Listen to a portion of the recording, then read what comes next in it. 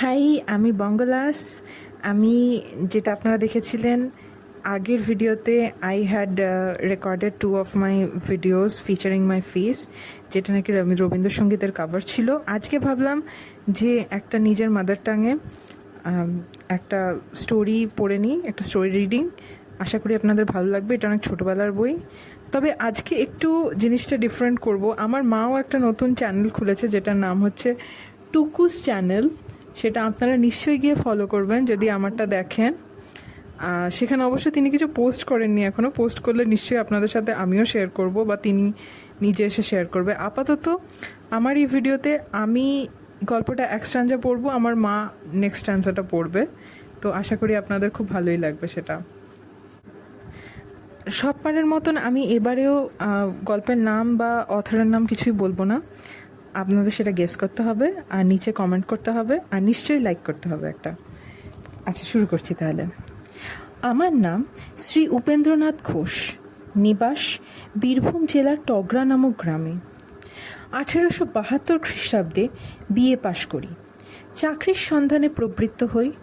কয়েক মাস ধরিয়া বহু স্থানে বহু আবেদন করিলাম, কিন্তু কোনো রূপফল হইল না। অবশেষে সিউড়ি জেলা স্কুলে দ্বিতীয় শিক্ষকের পদ শূন্য হইয়াছে সংবাদ পাইয়া স্বয়ং সদরে গিয়া বহু লোকের খোসামত করিয়া উক্ত কর্মে নিযুক্ত হইলাম। আমার বেতন হইল মাসিক 50 টাকা। আমাদের গ্রাম হইতে সিউড়ি 12 ক্রোশ পথ ব্যবধান। বরাবর একটি কাঁচা রাস্তা আছে। আমি গ্রামে ফিরিয়া গিয়া নিজের জিনিসপত্র লইয়া আসিয়া 2 দিন পরে নতুন কর্মে প্রবৃত্ত হইলাম। যেমন অল্প বেতন, সেইরূপ একটি ছোটোখাটো সস্তা বাড়ি খুঁজিতে লাগিলাম, কিন্তু পাইলাম না। হেডমাস্টার মহাশয়ের বাড়িতেই শয়ন ও আহারাদি করি। দিবসে বিদ্যালয়ের কর্ম করি এবং অবসর সময়ে বাসা খুঁজিয়া বেড়াই। অবশেষে শহরের একটি বৃহৎ খালি পাকা বাড়ির সন্ধান পাইলাম। বাড়িটি বহুকাল খালি পড়িয়া আছে, স্থানে স্থানে ভগ্ন, তথাপি বাস উপযোগী কয়েকখানি ঘর তাহাতে ছিল। মাসিক 5 টাকা ভাড়া দিলেই বাড়িখানি পাওয়া যায়। কিন্তু গুজব এই যে বাড়িটিতে ভূত আছে। তখন আমি সদ্য কলেজের ছোকরা, ইয়ং বেঙ্গল। ভূতের ভয়ে যদি পশ্চাৎপদ হই, তবে আমার বিদ্যা মর্যাদা একেবারে ধূলিসাৎ হইয়া যায়। সুতরাং বাড়ি লওয়াই স্থির করিলাম। কিন্তু অত দূরে একাকী থাকা নিরাপদ নহে, চোর ডাকাতের ভয়ও তো আছে। তাই একজন সঙ্গী অনুসন্ধান করিতে লাগিলাম। একজন জুটিয়াও গেলেন। তিনি আমাদের স্কুলের 4র্থ শিক্ষক, নাম রাসবিহারী মুখোপাধ্যায়। যদিও তিনি বিএ পাশ করেন নাই, তথাপি কলেজে অধ্যয়ন করেছিলেন এবং নিজেকে ইয়ং বেঙ্গল শ্রেণীভুক্তই মনে করেন।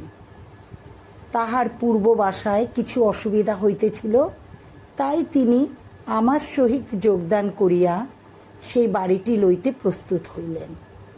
একজন পাচক ব্রাহ্মণ স্থির করা গেল, কিন্তু তাহারা রাত্রিকালে সে বাড়িতে থাকিতে অস্বীকৃত হইল। বলিল, কাজকর্ম সারিয়া আমাদিগকে খাওয়াইয়া দাওয়াইয়া রাত্রি 9টার মধ্যেই আপন গৃহে ফিরিয়া যাইবে। কি করি, তাহাতেই সম্মত হইতে হইল। পরবর্তী রবিবার প্রাতে জিনিসপত্র লইয়া সেই বাড়িতে গিয়ে বাস করিলাম। বাড়িটি বহুকালের নির্মিত। চারিদিকে প্রাচীর, স্থানে স্থানে ভগ্ন। গো মহিষাদি নিবারণ করিবার জন্য বাঁশের বেড়া বাঁধা আছে। বাড়িটির চারিদিকে বাগান, অনেকগুলি নারকেল, আম, কাঁঠাল, জাম প্রভৃতি ফলের গাছ আছে। সেগুলি ফড়িয়ানগণের নিকট জমা দেওয়া। বাড়িটি দ্বিতল, নিম্নতলে সম্মুখভাগে বেশ বড় বড় 2খানি ঘর আছে। সেই ঘর দুটি মাত্র আমরা দখল করিলাম, কারণ আমাদের প্রয়োজন অল্প। বাড়ির পশ্চাতে একটি পুষ্করিণী, তাহার জল পানাযোগ্য নহে, স্নানাযোগ্য নহে, তবে বাসন মাজা প্রভৃতি গৃহকর্মে তাহা হইতে পারিহিত। বাড়ির অল্প দূরে একটি উৎকৃষ্ট দীঘিকা ছিল। আমরা সেইখানে গিয়েই স্নান সারলাম এবং পান রন্ধনের জন্য সেই জল আনায়ন করিত। একখানি ঘর আহারাদি করিবার জন্য নির্দিষ্ট করিলাম। অপরখানিতে 2টি চৌকি পাতিয়া আমরা 2 জনে শয়ন করিতে লাগলাম। সমস্ত রাত্রি ঘরে প্রদীপ জ্বালা থাকিত। এইরূপে কিছুদিন যায়। ইতিমধ্যেই দশহরার 2 দিন ছুটি হইল, সেই সঙ্গে একটা রবিবারও পাওয়া গেল। আমি বাড়ি গেলাম। বাড়িতে 2 দিন মাত্র থাকিয়া তৃতীয় দিন পদব্রজে শিউরি যাত্রা করিলাম। আমাদের গ্রামের 1 ক্রোশ পরে হাতছালা বলিয়া একটি গ্রাম আছে। পূর্বে এখানে স্থানীয় জমিদারের অনেকগুলি হাতি বাঁধা থাকিত। হাতিশালা হইতে হাতছালা নামটি উৎপন্ন হইয়াছে। সেই গ্রামের প্রান্তে সড়কের ধারে একটি মন্দির আছে। সেই মন্দিরে রমাপ্রসন্ন মজুমদার নামক একজন ব্রাহ্মণ সর্বদা বাস করেন এবং আপন জপতপে নিযুক্ত থাকেন। তিনি একজন সিদ্ধ পুরুষ বলিয়া বিখ্যাত। পার্শ্ববর্তী গ্রামের লোকেরা তাহাকে যথেষ্ট শ্রদ্ধা ভক্তি করে। সেইখান দিয়া যাইতে যাইতে দেখিলাম মজুমদার মহাশয় খরম পায়ে দিয়া মন্দিরের বাহিরে আসিয়া দাঁড়াইয়া আছেন। দেখিয়া রাস্তা হইতে নামিয়া গিয়া তাহাকে প্রণাম করিলাম। আশীর্বাদ করিয়া তিনি আমাকে বলিলেন, বাবা, তুমি কোথা যাইতেছ? আমি উত্তর করিলাম, শিউরি স্কুলে আমার মাস্টারি চাকরি হইয়াছে। দশহরার ছুটিতে বাড়ি গিয়াছিলাম, কল্য স্কুল খুলিবে, তাই ফিরিয়া যাইতেছি। মজুমদার মহাশয় একটু চিন্তা করিয়া বলিলেন, বাবা, আজ কি তোমার না গেলেই নয়? আজ বাড়ি ফিরিয়া যাও, কল্য তখন যাইও। আমি বলিলাম, কল্য স্কুল খুলিবে, আমার নতুন চাকরি কামাই হওয়াটা বড় খারাপ কথা, সুতরাং আমাকে ওরূপ আজ্ঞা করিবেন না। মজুমদার মহাশয় বলিলেন, তুমি কোথায় বাসা লইয়াছ? শহরের দক্ষিণাংশে একটি পুরাতন খালি বাড়ি ছিল, সেইটি ভাড়া লইয়া আমিও আমাদের স্কুলের অন্য একজন মাস্টার রাসবিহারী মুখোপাধ্যায় একত্র বাস করিয়াছি। বলিয়া মজুমদার মহাশয়কে প্রণাম করিয়া আমি পথ চলিতে লাগিলাম। বেলা আন্দাজ 2টার সময় শিউরি পৌঁছাইলাম। স্নানাহার করিতে 5টা বাজিয়া গেল। রন্ধন করিয়া বারান্দায় বসিয়া খাইতেছি, এমন সময় দেখি আমাদেরই গ্রামের একজন বিবর্ত বৃহৎ লাঠি ঘাড়ে করিয়া আসিয়া উপস্থিত হইল। তাহাকে দেখিয়া বিস্মৃত হইয়া আমি জিজ্ঞাসা করিলাম, কি রে, তুই হঠাৎ কোথা থেকে এলি? সে বলিল, আজ্ঞে, মা ঠাকুররানী এই চিঠি দিয়েছেন এবং এই একটি কবচ আপনার হাতে পড়াবার জন্য পাঠিয়েছেন বলিয়া চিঠি ও কবচ দিল। চিঠি পড়িয়া দেখিলাম মাতা ঠাকুররানী লিখেছেন, তুমি বাড়ি হইতে যাত্রা করিবার পর রমাপ্রসন্ন মজুমদার মহাশয় আসিয়াছিলেন এবং একটি কবচ দিয়া বলিলেন, মা, তোমার ছেলে আজ প্রাতে শিউরি রওনা হইয়াছে। পথে তাহার সঙ্গে দেখা হইল, তাহার জন্য আমি এই রাম কবচটি আনিয়াছি। তুমি যেমন করিয়া পারো আজই এই কবচটি তোমার ছেলেকে পাঠাইয়া দাও এবং বিশেষ করিয়া লেখো যেন আজই সেই কবচটি ধারণ করে। আর লিখিয়া দাও, যদি কোনো রকম ভয় পায় তবে যেন তারক ব্রহ্ম নাম জপ করে। এই কবচের গুণে, এই নামের বলে সে সকল বিপদ হইতে মুক্ত হইবে। সুতরাং আমি দিনু কৈবর্তকে দিয়ে এই চিঠি ও কবচ পাঠাইলাম। প্রাপ্তিমাত্রে রাম নাম স্মরণ করিয়া তুমি কবচটি ভক্তিপূর্বক দক্ষিণ হস্তে ধারণ করিবে। যেন কোনো মতে অন্যথা না হয়। ইহা তোমার মাতৃ আজ্ঞা জানিবে। পত্র ও কবচ লইয়া আমি দিনুকে বলিলাম, তুই আজ এখানেই থাকবি তো? তোমার খাবার জোগাড় করি? সে বলিল, আজ্ঞে না, মা ঠাকুরানী বিশেষ করিয়া বলিয়া দিয়াছেন, তুই নিজে দাঁড়াইয়া থাকিয়া কবচটি পরাইয়া দিবি এবং আজ রাত্রেই আসিয়া আমাকে সংবাদ দিবি যে আমার ছেলে কবচ পড়িয়াছে। সুতরাং তাহাকে থাকিবার জন্য আর অনুরোধ করিলাম না। তাহার হাতে 2 আনা পয়সা দিয়া বলিলাম, এই নে, বাজার হইতে কিছু মুড়ি মুড়কি কিনিয়া পথে খাইতে খাইতে যাইবি। তাহার সম্মুখে কবচটি আমি হস্তে ধারণ করিলাম। সে আমায় প্রণাম করিয়া বিদায় গ্রহণ করিল।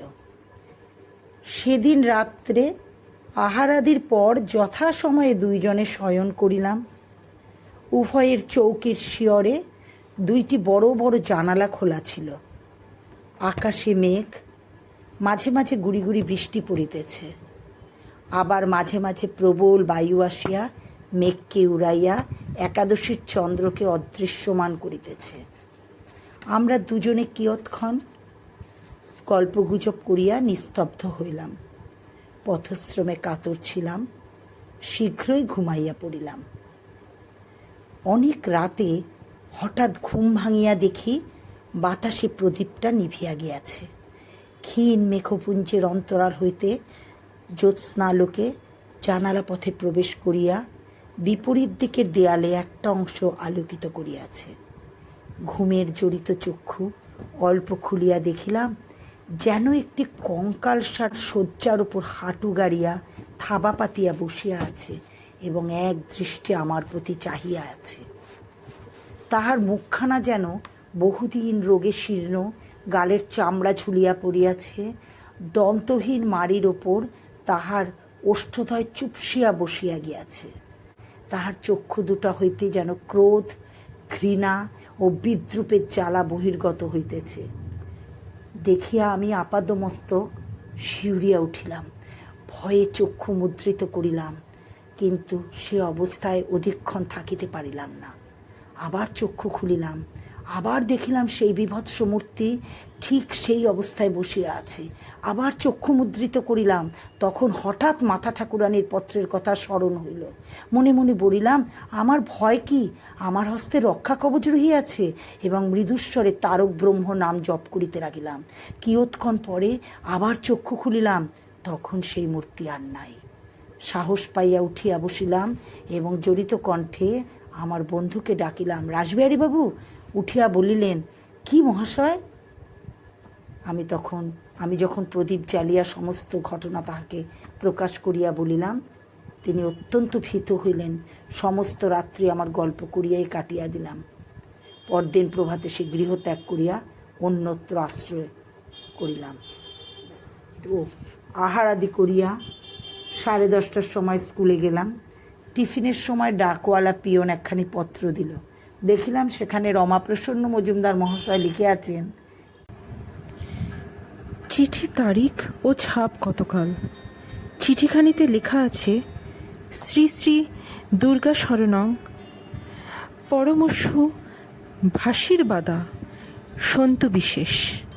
বাবা জীবন, গতকল্য তোমার সহিত সাক্ষাৎ হওয়ার পর আমি তোমার বাটিতে গিয়েছিলাম এবং তোমার মাতা ঠাকুরানীকে তোমার নিমিত্ত একটি রামকবচ দিয়া আসিয়াছি।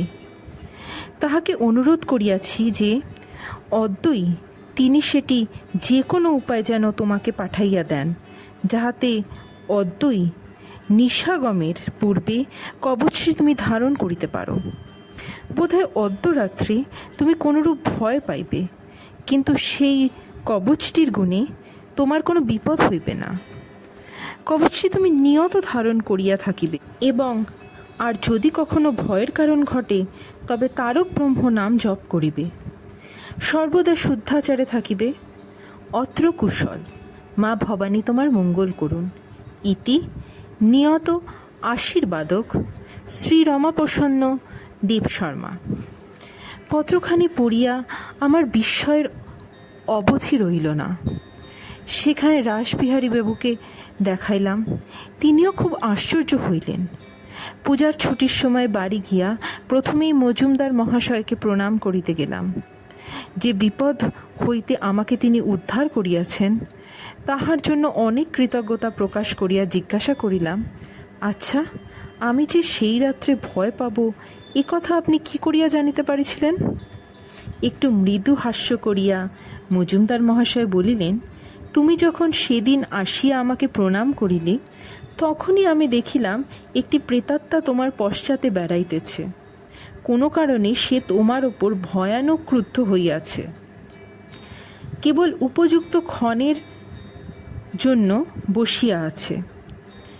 তুমি চলিয়া গেলে আমি গণনা করিয়া দেখিলাম যে সেই রাত্রেই সেই ক্ষণ উপস্থিত হইবে। তাই তাড়াতাড়ি একটি রক্ষা কবচ লিখিয়া তোমার মাতা ঠাকুর রানীকে দিয়া আসিলাম। যাহা হোক, কবচটি তুমি কখনো পরিত্যাগ করিও না।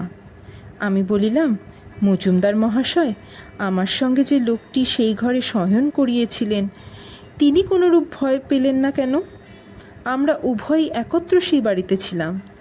তবে ভূত কি শুধু আমার ওপর আক্রোশ দেখালো?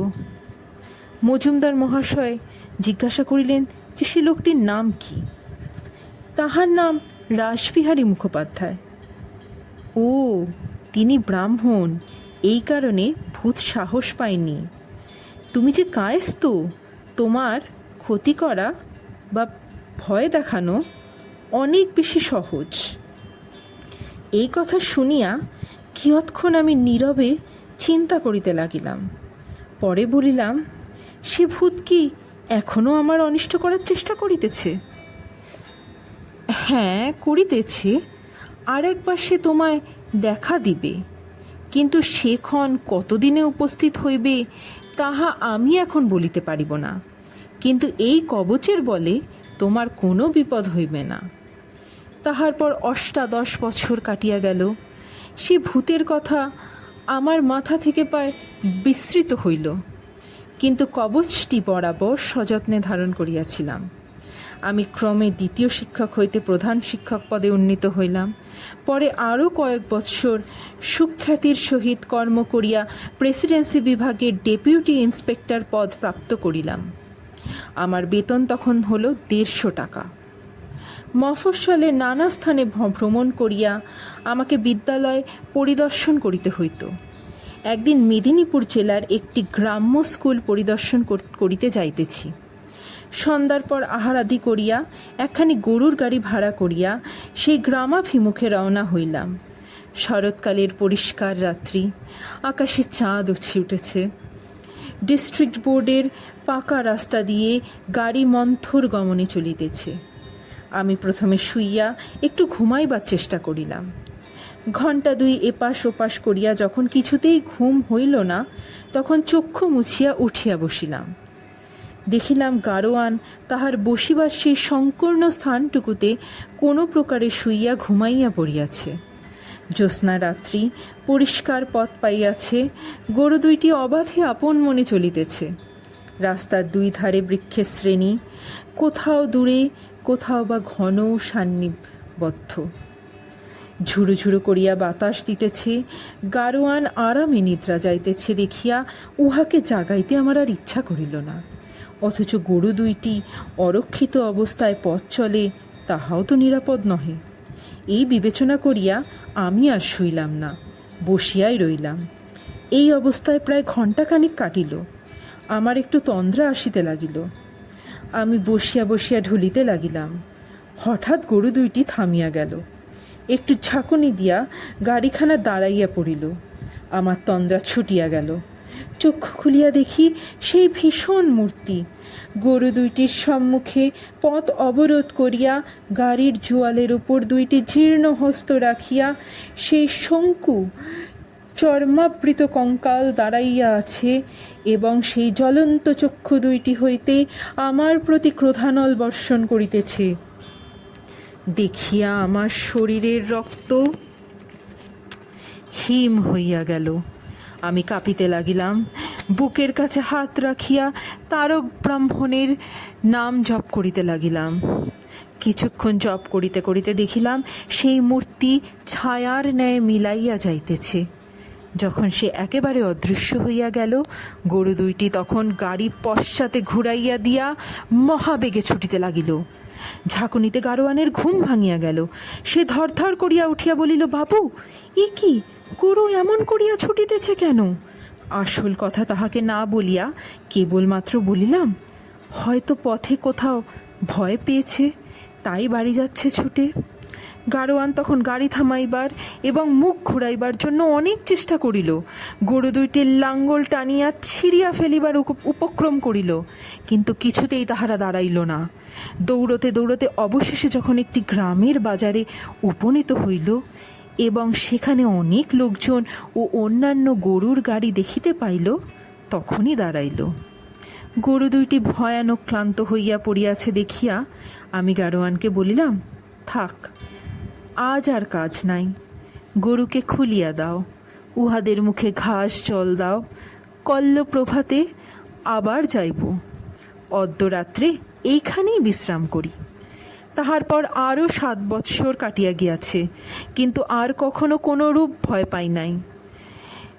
যে কবচটি এখন ধারণ করিয়া আছি এবং যতদিন বাঁচিব ততদিন সেই কবচ আমি ধারণ করিব।